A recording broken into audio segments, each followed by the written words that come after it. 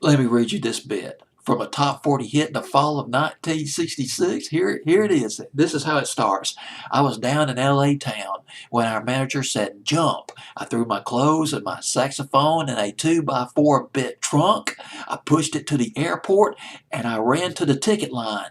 Man said, son, you could have saved the run. Those airplanes just quit flying. If I can't leave here, I might as well just stay. And that LA flyaway, it is going to be my home. Paul Revere and the Raiders at number 38, the Great Airplane Strike. God dog, man. Paul Revere and the Raiders.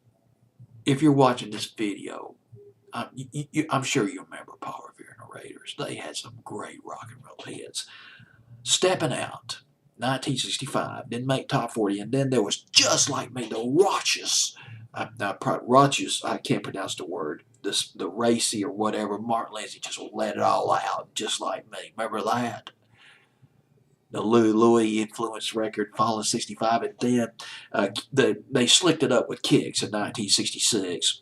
Started out in 1966 with Kicks. Summer 65, Martin Lindsay just railed out his passion, trying out his passion again with Hungry. Remember Hungry?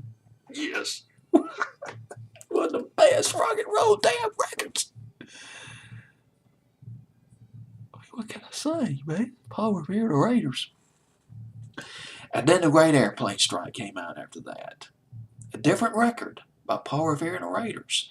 But they had an eclectic side to them. The album is from the spirit of 67. It had 3 hit records by them. It was Hungry, The Great Airplane Strike, and Good Thing, which came right after The Great Airplane Strike.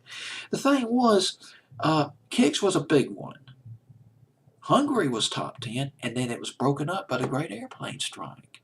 Put out as a single, went to number 20, but probably the reason why it went that high, relatively high, is because the song was building off of momentum, going off the fumes of Hungry and Just Like Me and Kicks.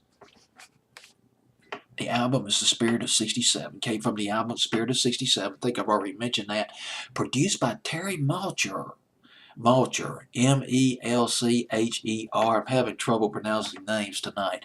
Terry Melcher, the son of Doris Day, a producer, major proportions in the 60s. He produced Mr. Tambourine Man.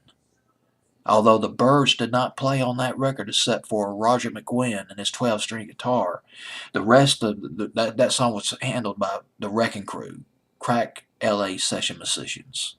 Mr. Tambourine Man. He also produced Turn, Turn, Turn by the Byrds. And he produced this album, Spirit of 67. I want to recommend 3 cuts off this album. Louise. Martin Lindsay just spins off another boner of a record.